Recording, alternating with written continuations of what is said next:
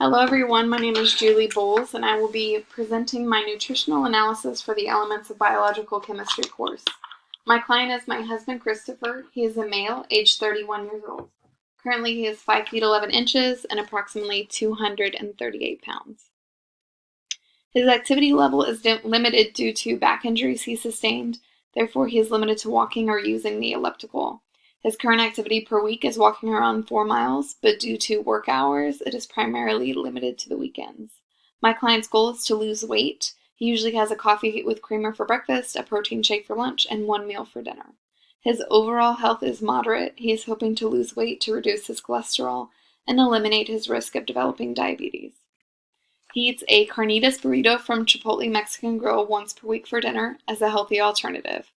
I will be analyzing this menu item to see if it is a healthy alternative. I will begin by examining the information provided on a nutritional label and determine if it is a healthy amount to consume in one meal. A calorie is defined as the amount of energy it takes to raise the temperature of 1 kilogram of water by 1 degree Celsius. Calories are consumed in every meal, mainly through proteins, carbohydrates, and fats that provide energy. An overabundance of calories will be stored as glucose and in turn can cause weight gain. The amount of calories in this meal is a healthy amount. To achieve a caloric deficit to lose weight, men should consume 500 calories less than the recommended 2,500 per day.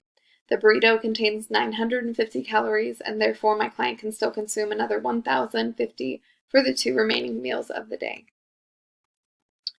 Fats are greasy, oily compounds found in nature, such as in animals or plants. They are energy-dense compounds that provide more power than carbs and act as components in many cellular processes.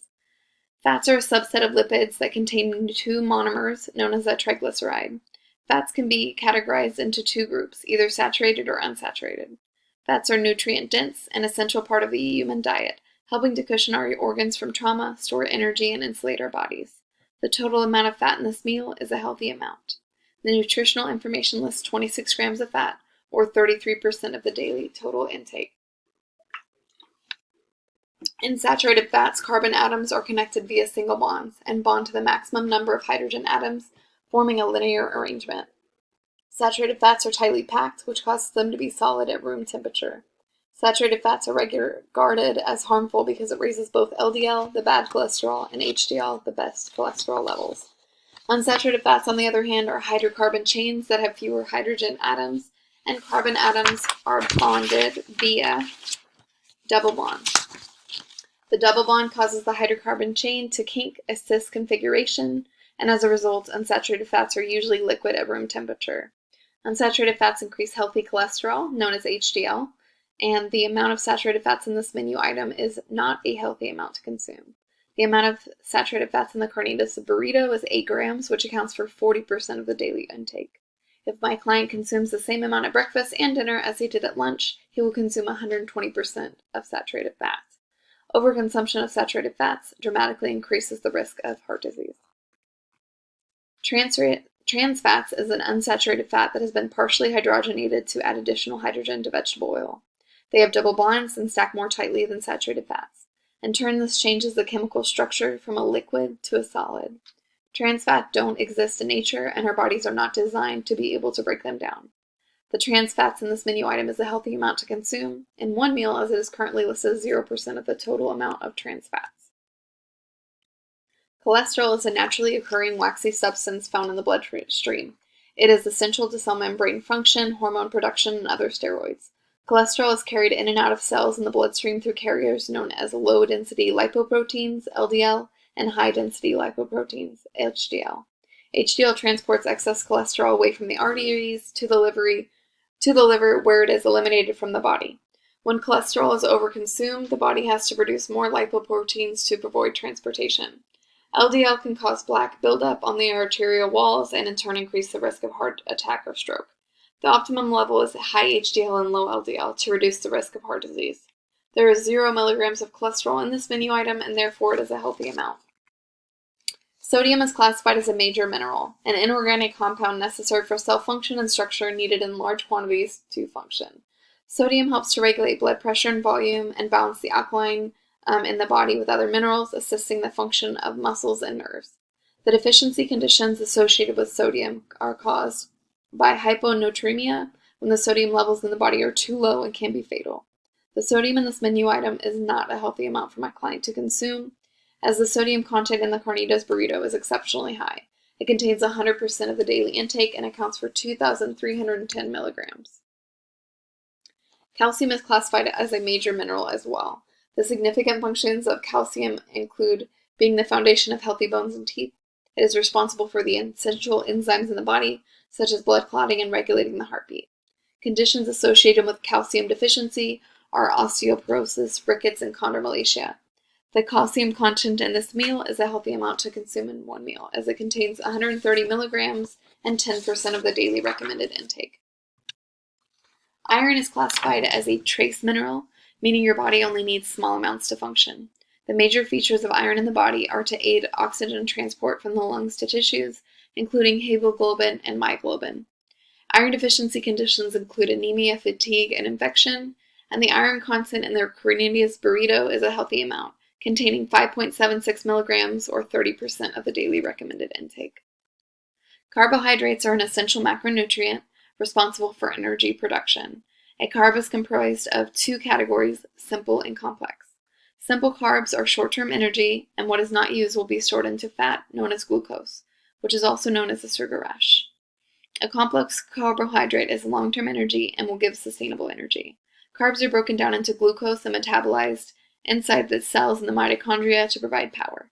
When glucose stores become full, the remaining carbs are stored by the liver as glycogen. Overconsumption of simple carbs in turn leads to the production of LDL and increases the risk of heart disease. The major function of carbs in the body are to provide energy, both long and short term. It also builds proteins and fats for storage. The amount of carbs in this menu item is a healthy amount. The carbs are 44% of the daily recommended intake, and only 5 grams of which are sugars. Fiber is classified as either insoluble or soluble, and more commonly is found as glucose or cellulose. Cellulose fibers are esters that can be obtained from plants like trees and grass. Cellulose has a simple form similar to complex carbohydrates. We also do not have the enzymes required to digest cellulose, as it is found in barks and grasses. Therefore, it passes through the digestive tract and aids in water absorption and digestion. Fiber prevents constipation, regulates blood glucose, and lowers LDL, which can reduce the likelihood of heart disease. The fiber content in this menu item is a healthy amount, containing 13 grams of dietary fiber. It accounts for 46% of the recommended intake. Proteins are a macronutrient comprised of amino acids and are used in the body to help to regenerate muscle mass. Proteins consist of amino acids, organic compounds that are made up of carbon, hydrogen, oxygen, nitrogen, and on occasion, sulfur. The primary function of proteins in the body are responsible for rebuilding muscles and speed of specific chemical reactions in the body, such as energy production, muscle contraction, and digestion. The protein amount contained in this menu item is 44 grams or 88% of the daily intake. The current amount of protein is a healthy amount to consume, but it may exceed more than the recommended daily intake for the day, which is a mere 12% for breakfast and dinner. Protein must be consumed daily to replenish, but when overconsumed will be converted to glucose and stored as fat. Vitamin A is a fat-soluble vitamin that has a nonpolar structure which can be stored in the liver and adipose fatty tissue. Overconsumption has an increased risk of toxicity because the body cannot readily remove the vitamin through urine like with a water-soluble vitamin. The primary functions of vitamin A, known as retinol, in the body are responsible for healthy eyesight and strengthening the immune system. Deficiency of vitamin A can cause night blindness, inflamed eyes, and scaly skin. The amount of vitamin A is a healthy amount for my client to consume, as the nutritional facts show the meal contains 8% of the daily recommended intake, which means it is a healthy amount to consume in one sitting, as it is a low amount and therefore a low risk of toxicity. Vitamin C, or ascorbic acid, is water-soluble. Its chemical structure has many OH groups that are polar and easily dissolve in water. The primary functions of vitamin C are to function as the most critical antioxidant in the body to block free radicals, collagen synthesis, and aid in iron absorption. The deficiency conditions associated with vitamin C are scurvy, bleeding gums, and anemia. The amount of vitamin C in this menu item is healthy for my client to consume. Since vitamin C is water-soluble, that means it is easily to replenish and remove from the body. Hence, this is a healthy amount even though it is 80% of the daily recommended intake. My general recommendation is that my client should aim to consume around 2,000 calories a day. An adult male should consume 2,400 calories per day to lose weight. There should be a caloric deficit of 500 calories and total consumption of 2,000 calories. The 5 main food groups are vegetables, fruits, dairy, protein, and grains. Vegetables and fruits should be taken as 5 servings per day, approximately a half a cup per serving. Vegetables are a great source of vitamin A and C and trace minerals like folate and iron. A serving size would be approximately half a cup of cooked vegetables such as spinach and kale. Fruits are a great source of fiber, and a serving size would be about half a cup of fruits like kiwis and bananas. You should consume 3 servings per day, 1 cup per serving for a total of 3 cups of dairy per day. Servings should be low fat, such as yogurt, milk, or cheese. Dairy contains calcium, proteins, and vitamins A and D. Recommended portion size for protein should be at least 6 ounces. Sources of protein include beans, nuts, and meats. Grains can be consumed at 11 servings per day, a half a cup per serving. Grains are simple and complex carbs that provide the body with energy. The best source of grains are whole grains, such as brown rice, oats, and barley.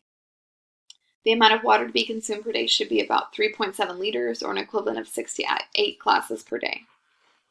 Foods to avoid are simple carbs saturated in trans fats. These are converted to glucose and stored in the body that contributes to adipose tissue. Avoid refined starches as they have higher links to obesity due to being stripped of their fiber and nutrients. These include white bread and white rice. Avoid sugary beverages and monitor the amount of sugar you consume in your daily coffee. According to Yudkin 1986, if you take only 1 spoon of sugar in each cup of coffee and you drink only 5 cups a day, you might lose 10 pounds of weight in a year just by limiting the amount of sugar in your coffee or tea. Also limit sodium intake whenever possible to less than 2,400 milligrams per day. If possible, avoid fast food restaurants, as it is challenging to find healthy options with quantities in sodium, cholesterol, or sugar in healthy amounts. I do not recommend crash dieting or low-carb dieting because diets are not maintainable long-term and the effects of which are usually short-lived. I have explicitly recommended limiting sodium and sugar intake. The reason for this is excess sodium can in turn increase your blood pressure and increase your likelihood of stroke or heart attack. Increased sugar can be stored in the body as adipose tissue and increased blood sugar, which also raises your risk of developing heart disease and diabetes. Lastly, limit saturated fats and trans fats as they increase your cholesterol, which can lead to heart attacks. My client's current health risks are high cholesterol and borderline diabetes. His primary concern at this time should be to reduce his weight and eliminate or reduce certain factors. I also recommend avoiding fast food if at all possible due to increased portion sizes. I have provided a healthy menu sample. It includes a 2-egg veggie omelet with blueberry oats for breakfast. Lunch will be a burrito bowl with an apple slice. And dinner is chicken teriyaki with bean sprouts. The snack will be boiled eggs, avocado, tomatoes, yogurt, and fruit. Drinks will be limited to water only, as any other option will contribute to added sugar. And my client's injury, combined with a number of work hours, makes it difficult for him to work out and perform a variety of tasks. I recommended a tailored approach. At work, he should walk every hour for 5 minutes, which will also increase his physical activity throughout the day. Alternatively, he can also try walking around his office or building during his lunch hour for 30 minutes, before or after work. I recommend using an elliptical or for cardio and use low weights and high repetition weightlifting to reduce back strain while building muscle. In turn, this will assist him in losing weight and building muscle without appearing bigger and therefore see more noticeable results, while also allowing him to increase his amount of physical activity over time. The references provided are what I used for my content